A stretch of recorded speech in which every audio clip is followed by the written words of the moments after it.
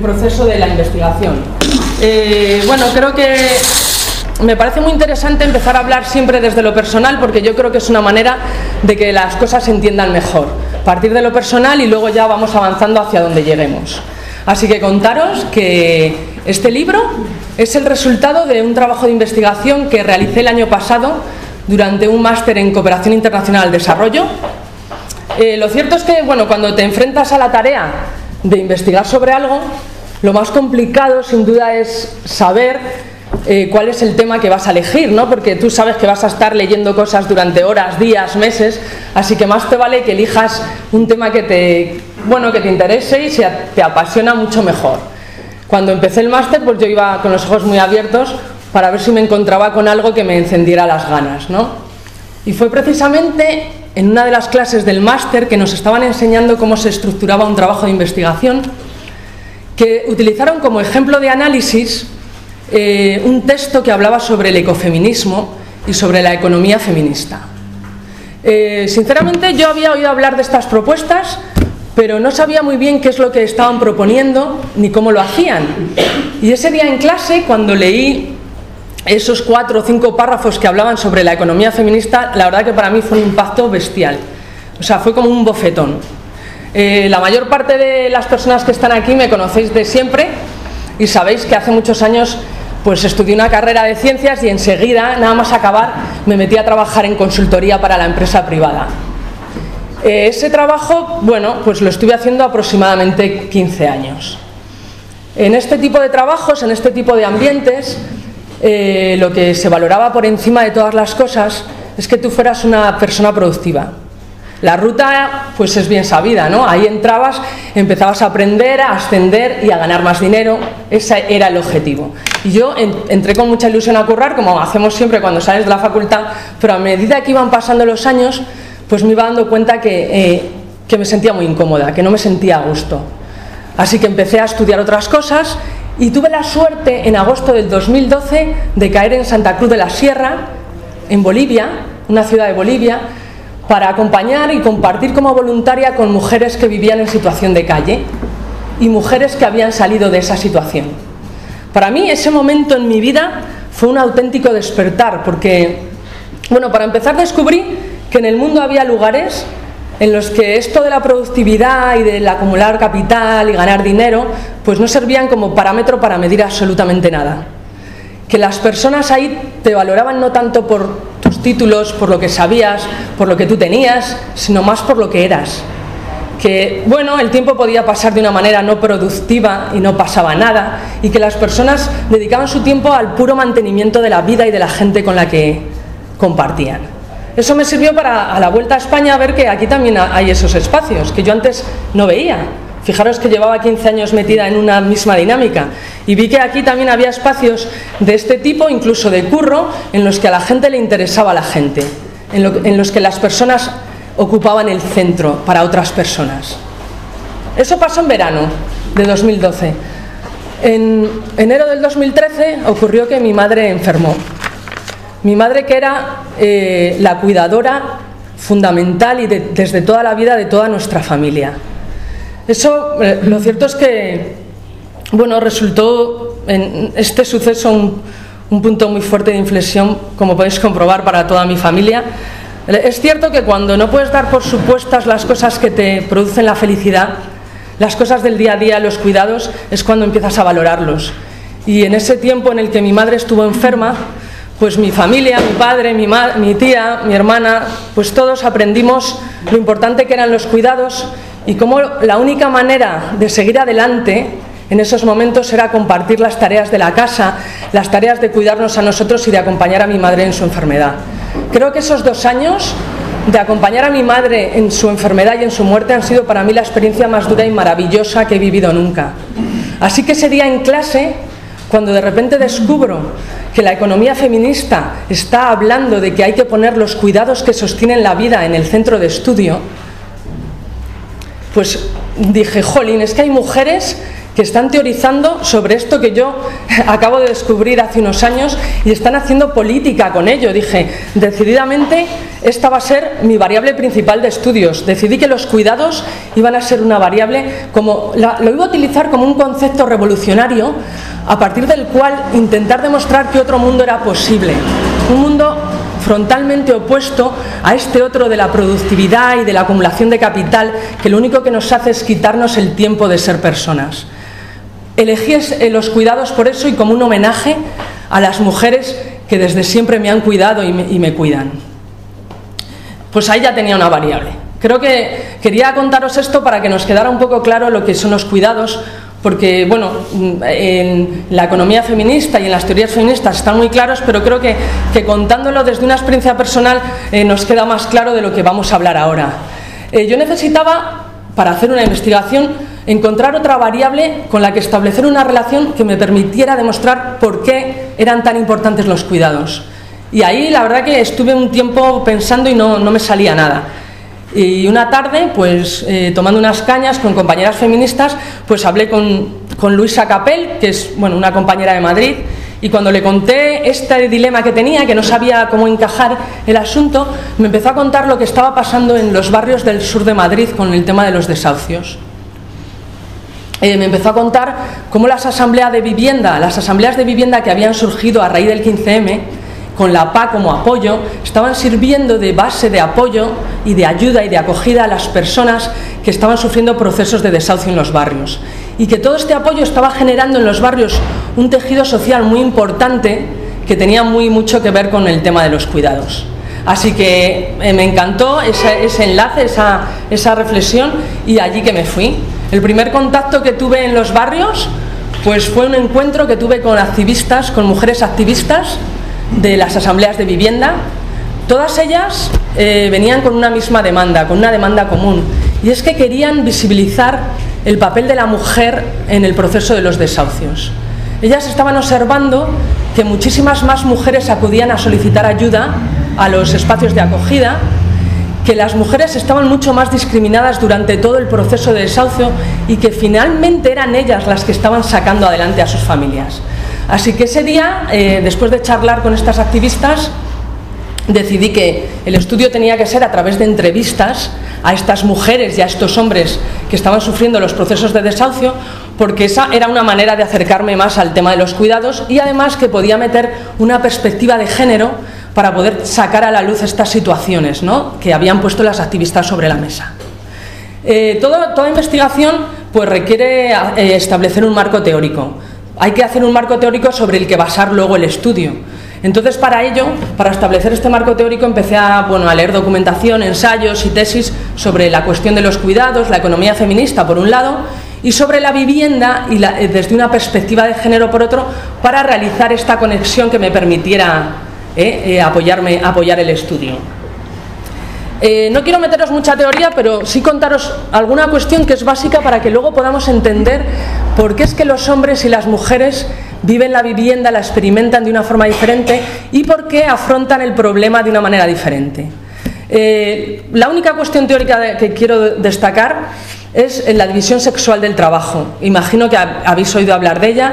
Es una categoría de estudio que nace con el capitalismo y nace como consecuencia de la instauración de unas relaciones desiguales de poder entre las mujeres y los hombres, donde las mujeres quedan subordinadas, relegadas al espacio doméstico, y se naturaliza sus cualidades tradicionalmente femeninas de sumisión, de cuidado y de estar al servicio de los demás. Esto se ve muy claro, que además lo podemos ver también en la portada, en el dibujo. Siempre se utiliza un dibujo que es muy claro, que es el iceberg. Si vosotros visualizáis un iceberg, la parte de arriba del iceberg podía ser el espacio público, en el que desde siempre históricamente ha estado el hombre realizando el trabajo productivo, y debajo, la parte invisible y gigantesca del iceberg, que es la base, que está soportando a la primera pero que nadie ve y por tanto nadie valora, es el trabajo de cuidados no remunerado y que las mujeres están haciendo históricamente toda la vida. La economía feminista lo que quiere es dar valor a este trabajo de cuidados, sin el cual sería imposible reproducir el sistema económico y social. Esto, bueno, no sé si habéis visto la portada. Esta portada quería agradecer, que se me ha olvidado, bueno, a Marta Mayo, que es una ilustradora de Valladolid, que muchas y muchos conocéis, que es la que hizo la portada, pero también, sobre todo, a Eugenia, a Esther y a Natalia, porque esta portada le hemos dado muchas vueltas y al final, pues a base de cañas hemos conseguido sacar esto, que es un poco la reproducción del iceberg que os he contado antes, ¿no? Bueno, en este caso podemos ver claro cómo en este contexto el hombre va a pensar la vivienda desde un plano más abstracto, como un símbolo de estatus y de poder económico, mientras que la mujer la piensa más en relación con las necesidades físicas y psicológicas que se reproducen en el interior de la vivienda. Aquí quería leeros un párrafo de un activista de la Asamblea de Vivienda de Carabanchel en Madrid, que me parece totalmente revelador de lo que estamos hablando. Dice: el hogar también es el lugar de la mujer, el lugar central del cuidado, es un lugar más simbólico de nosotras. Cuando desahucian, están provocando un conflicto en el espacio de la mujer.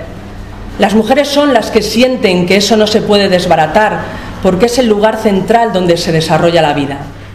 Del mismo modo que los mandatos de género están afectando a las mujeres, también afectan a los hombres. He podido comprobar en las entrevistas que he realizado y por testimonios de activistas que en muchas ocasiones los hombres, cuando pierden el trabajo y no pueden sacar adelante a sus familias, se quedan paralizados, tienen una gran frustración y no son capaces de reaccionar.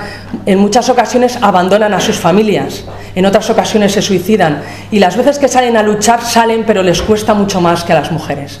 Sobre este tema es muy interesante, hay mucha cosa que hablar, y le voy a dejar a Vicky que luego, cuando vaya a hablar, nos cuente, porque me interesa que también nos cuente cosas particulares de lo que está ocurriendo con las mujeres y los hombres en Valladolid. ¿Vale? Bueno, para ir terminando, deciros que, bueno, en España lo cierto es que las políticas públicas destinadas a la vivienda son muy escasas. Desde que empezó la crisis, los presupuestos del Estado para la vivienda se fueron reduciendo paulatinamente, y la inversión en viviendas de alquiler social es prácticamente inexistente. Es de un 2% o un 1%, cuando la media en Europa es de un 30%. O sea que, bueno, ante este panorama son los movimientos ciudadanos en Madrid, en Valladolid y en el resto de provincias de España los que están haciendo frente al problema de la vivienda. Para mí ha sido una suerte poder acercarme, en mi caso en Madrid, para ver lo que estaba ocurriendo y poder entrevistar en primera persona a estas mujeres y hombres que están siendo víctimas de desahucios.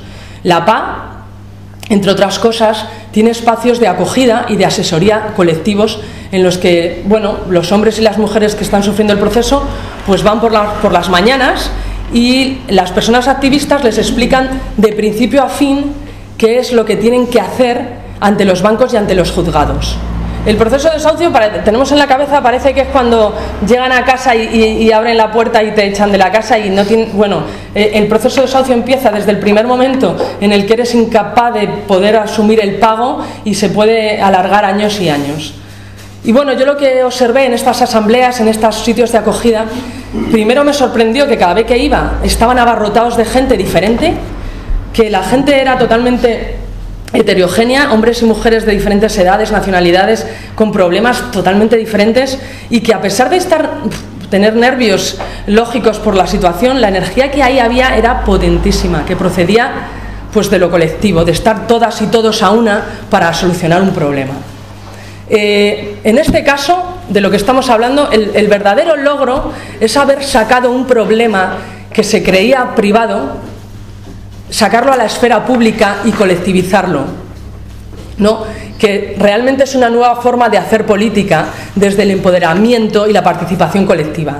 Las personas a las que yo he entrevistado, estos lugares de acogida, Stop Desahucios, la PA, las asambleas, han sido siempre un antes y un después, han supuesto en sus vidas, y lo que han hecho es que estos cuidados que reciben al llegar a las plataformas contribuyen a que empiecen a participar de una forma activa en la lucha, empiezan a cuidar a las personas que llegan, y es donde se genera este espacio colectivo que, como no nos cansamos de decir, está constituyendo una nueva forma de política en las calles. Una nueva forma de política desde los cuidados y desde la experiencia de las mujeres, que afortunadamente ahora está empezando a verse en los nuevos ayuntamientos, con Manuela Carmena, con Ada Colau, y probablemente en Valladolid hay mujeres que también están practicando esta nueva política, que luego nos contáis, seguramente que por aquí hay también. Y bueno, pues también para mí, como conclusión, lo que yo quería demostrar con este trabajo, y creo que queda demostrado, es lo que ganamos cuando sacamos el cuidado de la que está inmerso en la esfera privada y del que se encargan las mujeres, lo sacamos a la esfera pública y pasa a ser no solo responsabilidad de las mujeres, sino de los hombres, de las mujeres y sobre todo del Estado. Da pena que el Estado, que realmente tiene que encargarse de eso, apruebe leyes como la que aprobó el lunes, que precisamente la ley Mordaza lo que está haciendo es que cuando queremos salir a la calle a cuidar, apoyar y acompañar a personas que les están desahuciando, quitándoles un derecho a la vivienda, nos están multando por querer cuidarnos. O sea que por un lado es una pena, pero por el otro lado me alegra que empecemos a sacar a la luz que somos nosotras y nosotros juntos quien, cuidándonos, estamos dando solución a cosas que realmente tendría que estar haciéndolo el Estado. Bueno, ya me callo porque como me siga hablando... Esta es mi pequeña experiencia en Madrid, pero yo cuando vine aquí a presentar el libro, yo lo que quería era que nos enterásemos de qué estaba pasando en esta ciudad, qué está pasando en Valladolid, porque...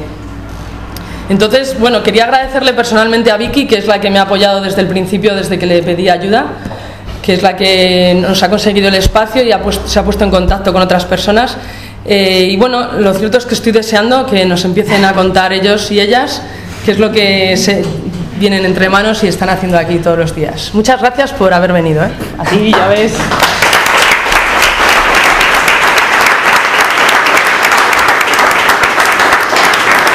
Muy bien. Bueno, buenas tardes a todos y a todas. Y lo primero que me gustaría es agradecerte a ti, María, el que hayas hecho este estudio. Primero, que hayas realizado este estudio, porque es magnífico que le des una perspectiva de género a los desahucios. Vamos, porque es muy importante que las mujeres digamos lo que sentimos y a vosotros lo que sentimos y lo que pensamos ante las diferentes cosas que ocurren. Y bueno, y luego, por supuesto, por habernos invitado a la charla, que nos gusta mucho estar aquí y con todos vosotros. Cuando te pusiste en contacto conmigo, la verdad es que yo no había pensado mucho en el tema. Sí es cierto que en las asambleas se hablaba de que si somos más mujeres, que si aquí vienen más mujeres y demás, pero realmente no lo había visto como en global, como una perspectiva de género. Y la verdad es que fue leerlo y, como suele pasar muchas veces, darte cuenta, verlo en todos los sitios y que tu estudio plasma totalmente la realidad que vivimos aquí. Yo llevo 4 años asesorando en el grupo de desahucios y os aseguro que lo que ya he explicado se ve aquí siempre. Por norma general, lo que vemos son mujeres que vienen aquí. Es cierto, como dices tú, que los procesos de desahucios lo viven de forma totalmente diferente y que muchos hombres se tienden a bloquear.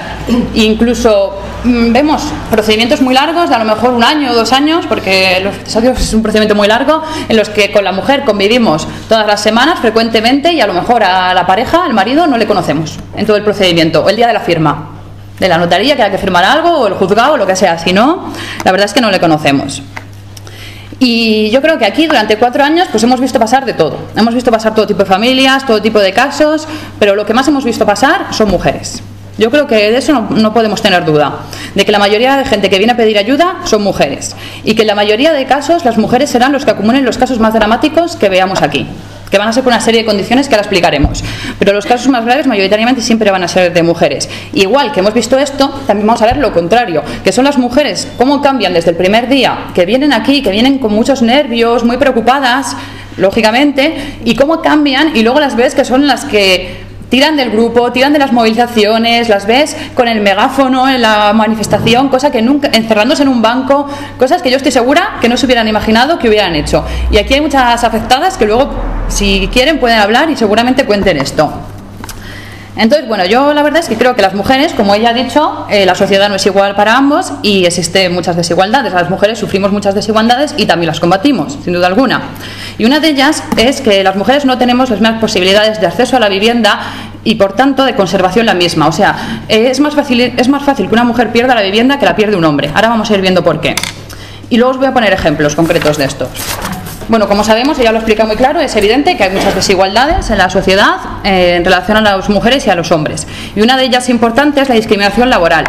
Y este va a ser muy importante en los procedimientos de desahucios, porque que sepáis que todos los casos de desahucios mayoritariamente van a empezar por la pérdida del empleo, la reducción del mismo o situaciones así. El empleo es fundamental para perder la vivienda.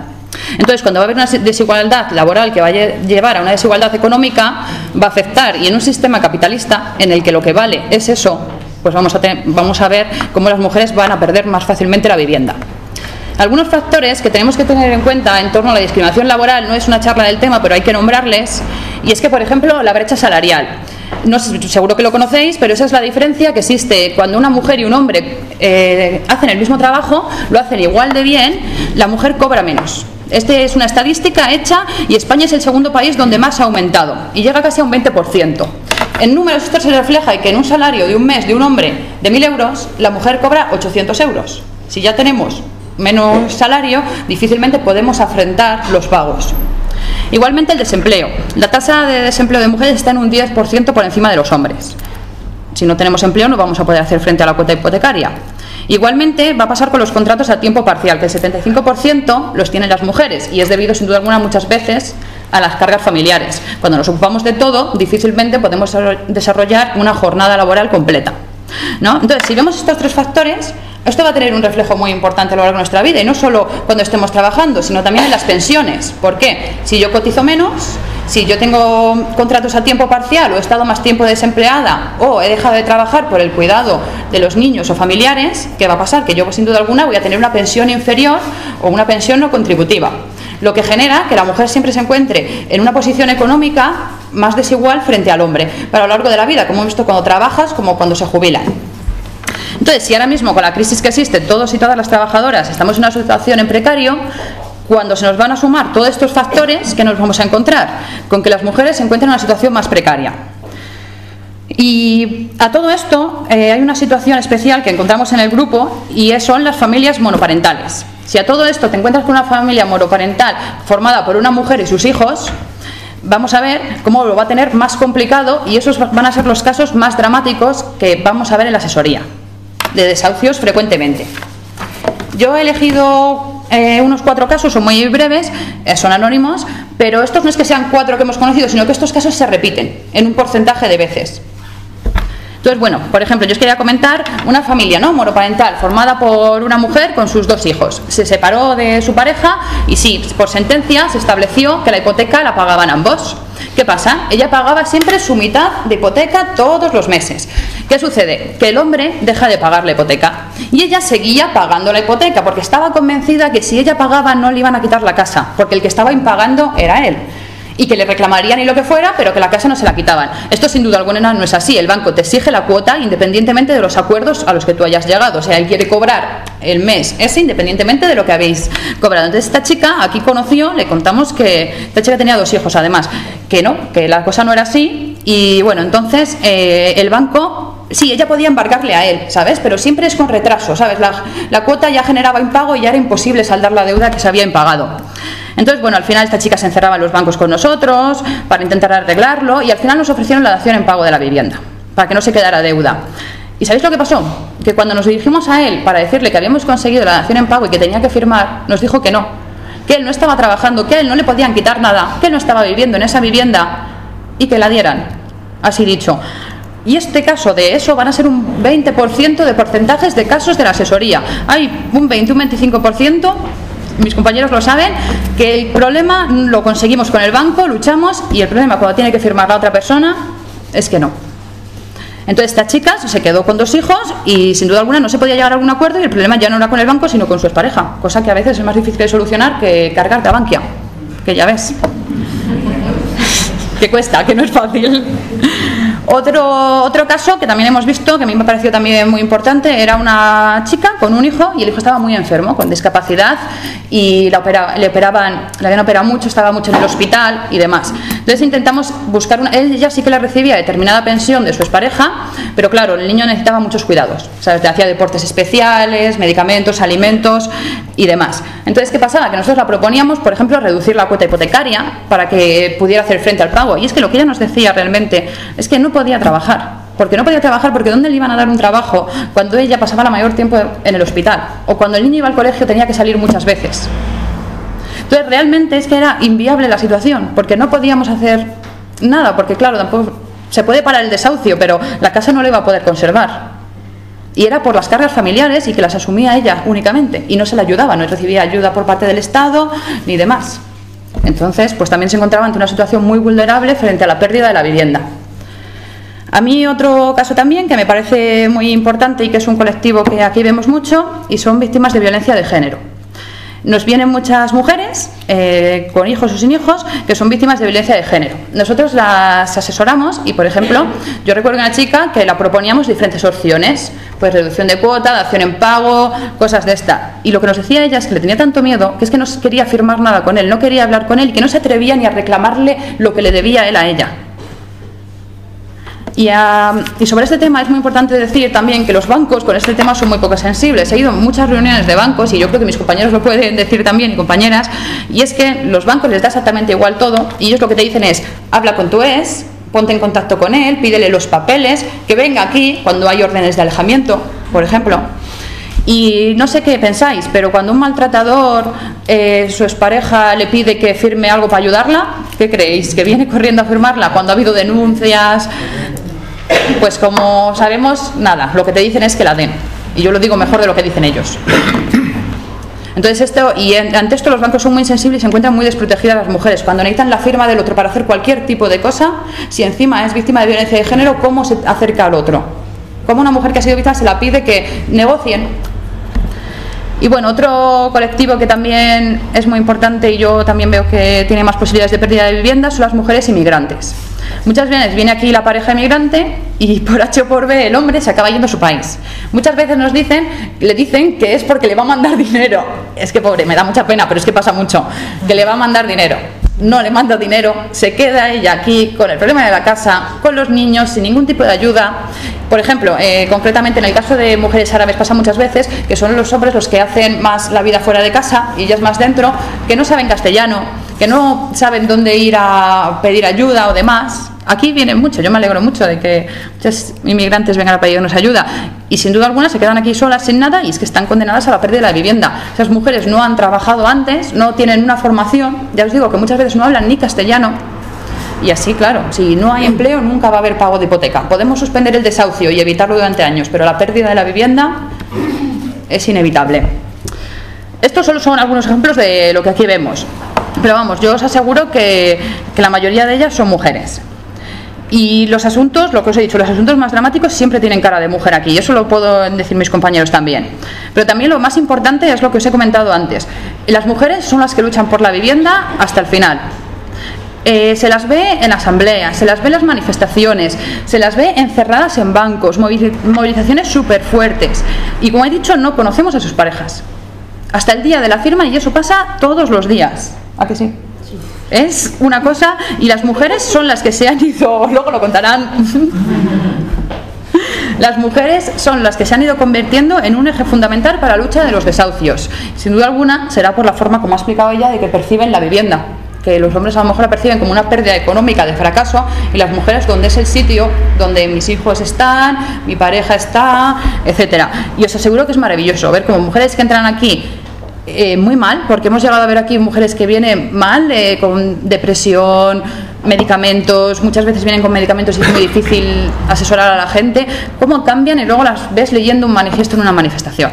Eso es algo que la verdad es que es increíble. Y posiblemente esto sea porque se dan cuenta de lo fuerte que son. Cuando vienen, no lo saben y lo van descubriendo a medida de un procedimiento, de lo que puedo conseguir y lo fuerte que son. Y a mí, para finalizar, me gustaría decir una frase de Emily Dickinson, que era una escritora feminista, que yo creo que la frase encaja muy bien con el tema, y es que ignoramos nuestra verdadera estatura hasta que nos ponemos en pie. Y yo creo que eso es lo que les pasa a las mujeres cuando vienen aquí, que empiezan a ponerse en pie, se dan cuenta de lo fuerte y de la lucha que pueden llevar a cabo. Y eso es todo.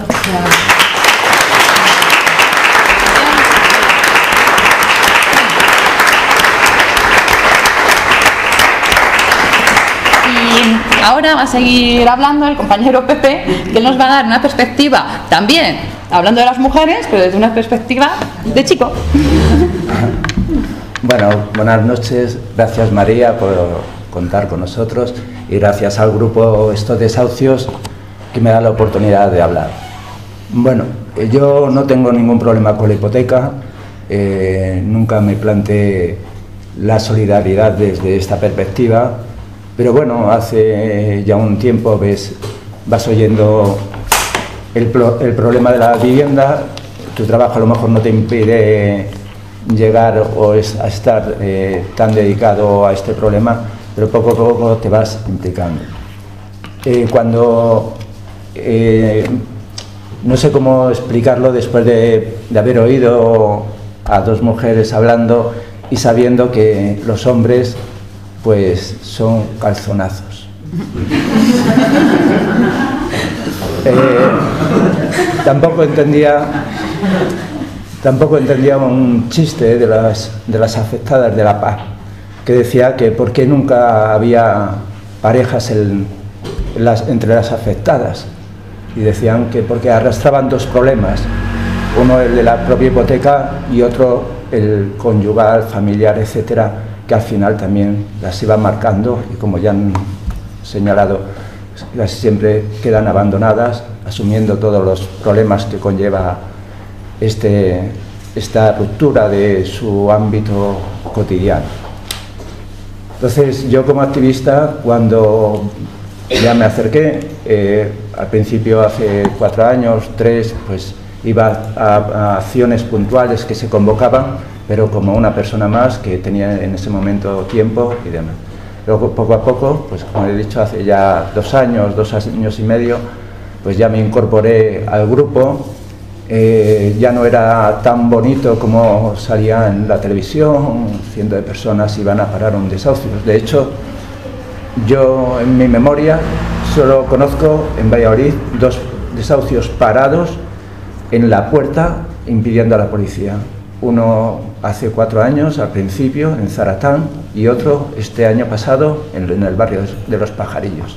Entonces, cuando ves esos desahucios que son puntuales, como en Madrid o aquí, y lo hemos paralizado, hay un trabajo que es el cotidiano.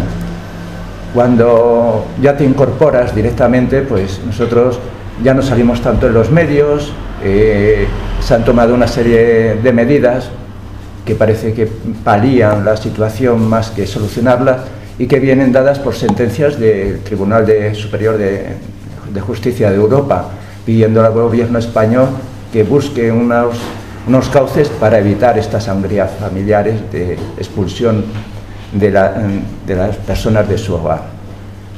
Y es ahí, pues, cuando ya el auge ese de ir a las puertas a impedir esos desahucios, pues ya se baja un poco el ritmo, y es cuando viene la realidad del trabajo de esto. Entonces yo, cuando entro en ello, pues entro como una persona que escucha, ve que casi todas las personas afectadas pues son mujeres. Los hombres que vienen cuando tienen una situación de hipotecas, de procedimiento hipotecario, pues son generalmente personas solteras, o sea, hombres individuales que no tienen una carga familiar y que participan en actividades, si bien algunos cotidianamente, otros puntualmente, etcétera, pero que el resto son mujeres casadas, con hijos, y que aunque el marido también esté en una situación de paro en ese momento, no se acerca a su problemática, sino que es la propia mujer. Entonces, yo lo que intento como persona es que ese problema individual que llega al grupo se convierta en un problema social. Es decir, que no se quede en nuestro ámbito, sino que traspase lo que es ya la propia defensa de la vivienda, sino que traspase esa frontera que decía antes María, que son esos cuidados, es lo social, la relación con las personas con las que estás cotidianamente y que te vas a ver forzada a irte a otro sitio en cuanto te quedes sin casa o no puedas evitarlo. Cortas esa relación, cortas una relación educativa del entorno de los hijos que son pequeños y están en las escuelas, cortas unas relaciones de barrio donde tú te relacionas, en fin, familiares, de amigos, pues todo cambia. Entonces, mi objetivo es que el problema de la pérdida o evitar la pérdida de la vivienda sea traspasar esa frontera personal. Porque si es una frontera personal, pues bueno, hablo con ellos y punto. Pero no, tiene que ir más allá. Porque solucionar un problema temporal de 2 años, 3 ahora hasta el 2017, no se puede desahuciar. Pero ¿qué pasará después del 2017? Entonces es un problema, ya digo que no estrictamente personal, sino social, porque nos afecta a todos. Oía el otro día que un proceso de desahucios viola 10 artículos de la Constitución española. Entonces viola cualquier participación de esa familia que va a perder, o de esas personas que van a perder la vivienda, va a ser también una exclusión social, porque tienen que buscar un nuevo domicilio. Un domicilio que no van a encontrar porque no tienen trabajo. Tienen que empadronarse en otro sitio nuevamente para poder participar socialmente en lo que ya denominamos democracia, votar, etc. No tiene un sitio donde recibir la correspondencia, no tiene un sitio donde llevar a los hijos a un colegio donde ya el curso está empezado, e incorporarlos al mismo, pues es una doble ruptura, una ruptura de su ámbito de niño, donde tiene sus amigos, a otro que donde se tiene que integrar de nuevo, sabiendo la problemática que trae. Entonces, ir a ocupar un banco, a parar en la casa de desahucios, hacer octavillas y repartirlas, bueno, pues es el trabajo cotidiano que tenemos que hacer para que traspase la frontera personal. Bueno, es que no hablo nunca en público. No, el tema es muy duro, es que vemos cosas muy fuertes todos los días. Bueno, ya se me pasará. No pasa nada. Y bueno, claro, luego cuando ves toda la tipología de mujer que viene a las asambleas, a las acciones, pues te das cuenta pues que arrastran una historia también personal que yo como hombre pues me cuesta meterme, porque no sé, es un poco difícil ver que una persona que trae una historia personal dura, cómo abordarla. Entonces las compañeras activistas pues hacen muy bien ese trabajo, no es que sea femenino, pero sí más psicológico, más próximo, más de entender esa situación personal. Entonces, para mí, estos desahucios, como activista de estos desahucios, no es una militancia como en un partido, que lo puedes tener, no es una militancia en un sindicato, que lo puedes tener, ya sea de cualquier tipo. Yo que trabajo en la educación de adultos, pues tengo mi actividad también, no sindical, pero sí social, trabajo con alumnado, de los alumnos haciendo actividades asociativas, etcétera. No es lo mismo que el trabajo en otra cosa que realmente a ti no te afecta, y adquieres un compromiso de una forma que no es solamente un día, sino que tiene que ser continuo.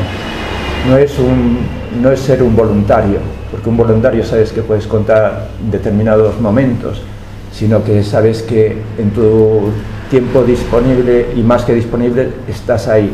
O sea, es más que ese compromiso que todos podemos adquirir en un momento dado en cualquier actividad social, sino que toca lo que es el espacio básico, que es tu ranchito, tu pequeña tierra donde te organizas, te relacionas con tu pareja, tus hijos, etc. Yo creo que va más allá de un proceso hipotecario. Entonces, he hojeado el libro y he encontrado una frase que yo creo que era pues algo que tenía pensado decirlo con mis palabras, pero que lo voy a decir con unas palabras del libro de María, y que es de una mujer, y que yo lo asumo también. Y dice: la lucha consiste en que el drama individual de cada una dejamos de vivirlo así y lo pasamos a lo colectivo. En ese momento es cuando ganamos fuerza y nos empoderamos. Y eso.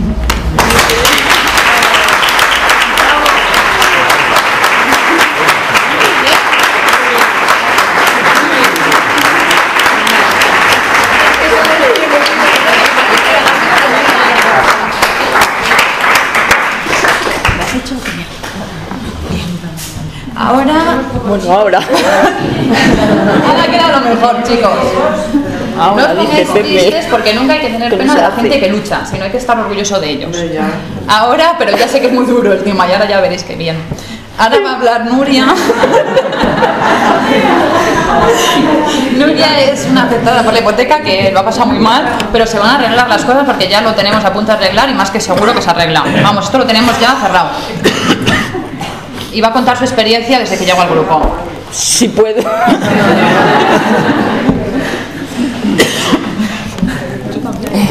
Bueno, perdonadme porque estoy un poco nerviosa y a lo mejor...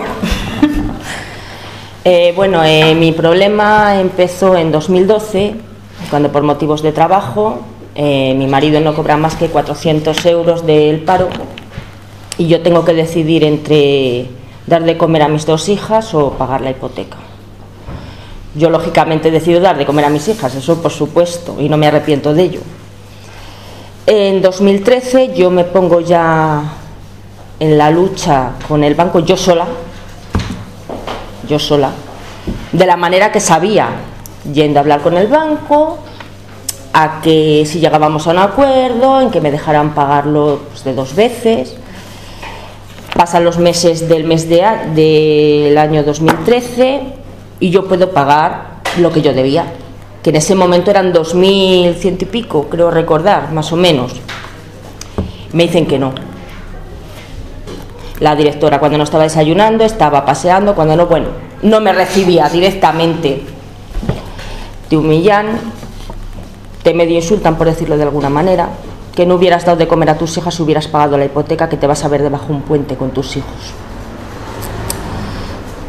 Pues yo durante todo el año 2013, luchando yo sola, pues yendo a todos los sitios indecibles donde podía ir, pero yo sola, y no encontraba una solución.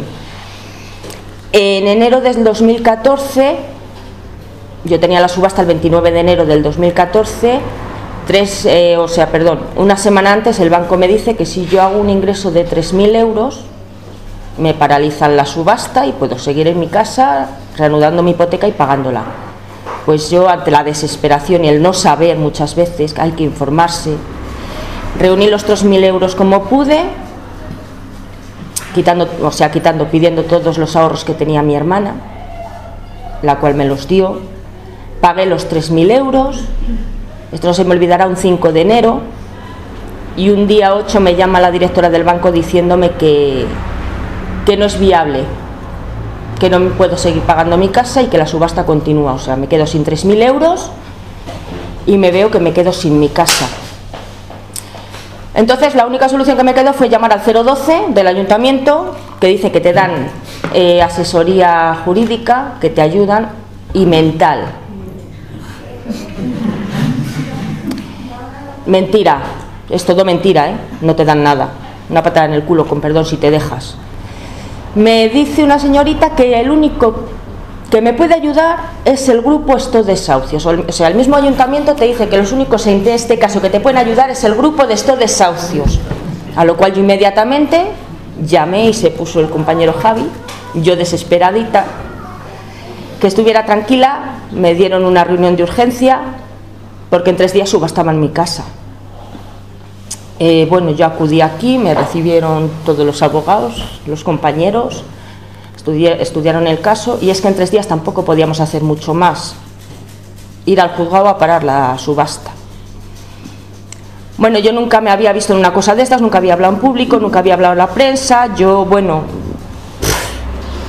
para mí era un mundo, y el sufrimiento que traes en tu casa, que luego no se paran a pensar lo que tú en tu casa vives todos los días, con 2 niñas.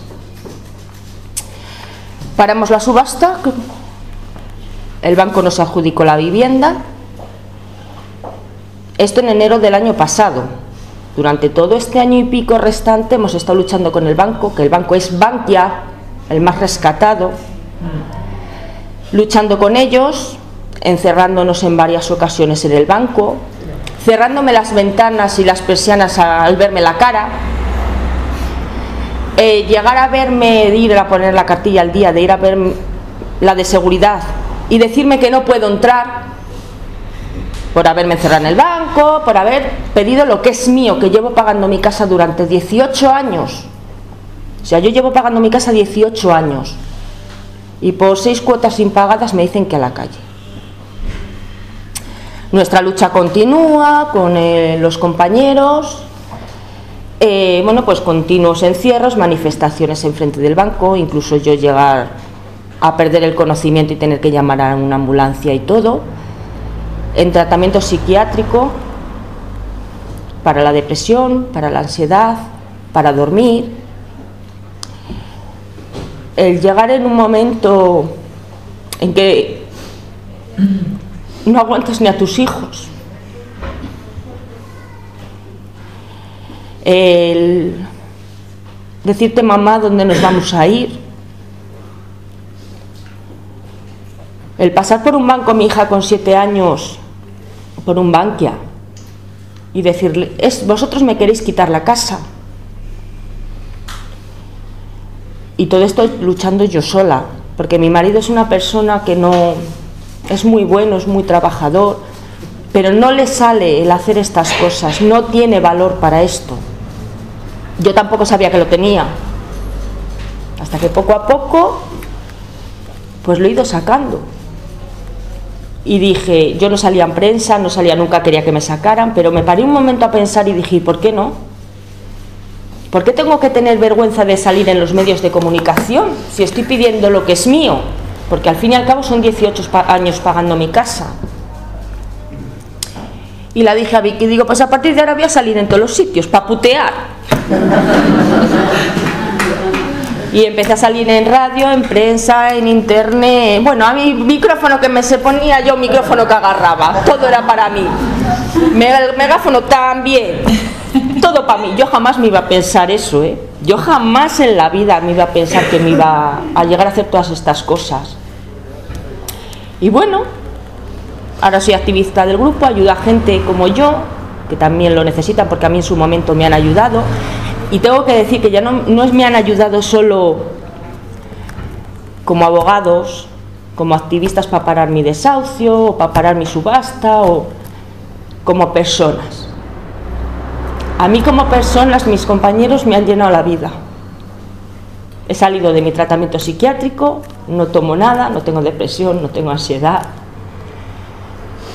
Porque como personas humanas es lo mejor que me he encontrado. Lo mejor. Porque están ahí y cada vez que tengo un problema o me ven un poco baja, o ahí les tengo a todos. Empezando por los abogados y terminando por el último activista del grupo. Y mis compañeros que están pasando por lo mismo que yo. Yo ahora mi caso, bueno, se ha solucionado. Estamos esperando que nos llamen para la firma, para poder seguir pagando mi hipoteca y quedarme en mi casa con mi marido y mis hijas. Pero es una lucha continua. Y un dolor, el que vives en tu casa, yo por lo menos durante 3 años, que eso no lo borra nadie. Ese dolor no le borra a nadie. El meterte en tu cama y pensar, ¿y cuánto tiempo voy a estar aquí? ¿Y después dónde voy a ir? Y mis hijas, mamá, no quiero ir de aquí porque aquí han nacido y no quiero cambiar de colegio y mis amigos están aquí, y todo eso duele mucho a una madre. A un padre no lo sé, me imagino que los padres llevarán su dolor también, pero eso a una madre le hunde. Eso a una madre le hunde la vida entera. Entonces desperté y dije, con 2 cojones voy a luchar por mis hijas y por mi casa. Y yo creo que es lo que hay que hacer. Luchar por ello, no dejar que te coman y te pisen y te humillen, porque es lo que hacen, humillarte. Y ese es mi caso. No sé si lo habré contado bien o me habré enredado un poco.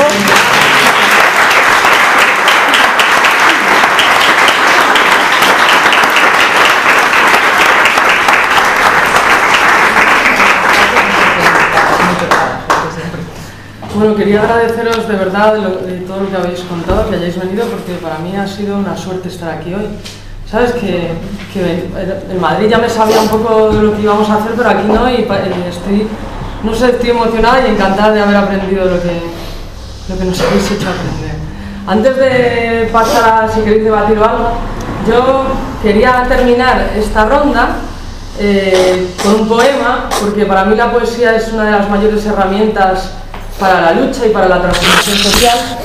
Y me apetecía rescatar un poema de Gloria Fuertes, que siempre la asociamos con los niños, pero era una activista del copón. O sea que vamos a recordarla aquí con un poema que se llama No perdamos el tiempo. Si el mar es infinito y tiene redes, si su música sale de la ola, si el alba es roja y el ocaso verde, si la selva es lujuria y la luna acaricia, si la rosa se abre y perfuma la casa, si la niña se ríe y perfuma la vida, si el amor va y me besa y me deja temblando. ¿Qué importancia tiene todo eso mientras haya en mi barrio una mesa sin patas, un niño sin zapatos o un contable tosiendo, un banquete de cáscaras, un concierto de perros, una ópera de sarna?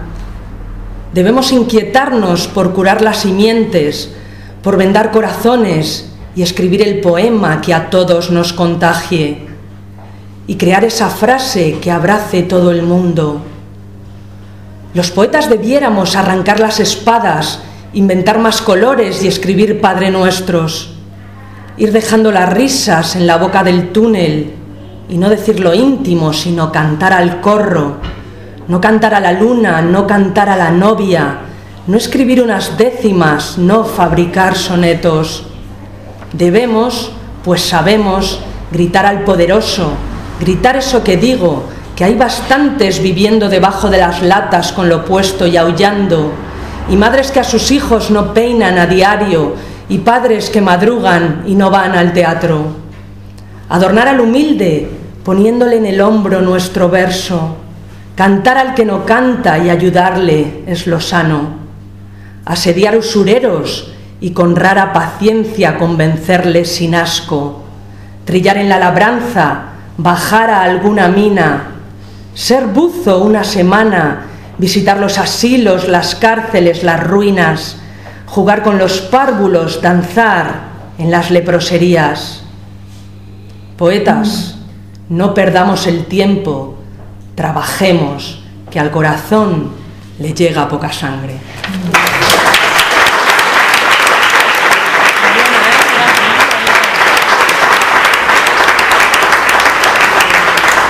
Bueno, agradeceros que hayáis venido de nuevo, y si alguien quiere seguir contando sus experiencias o charlando de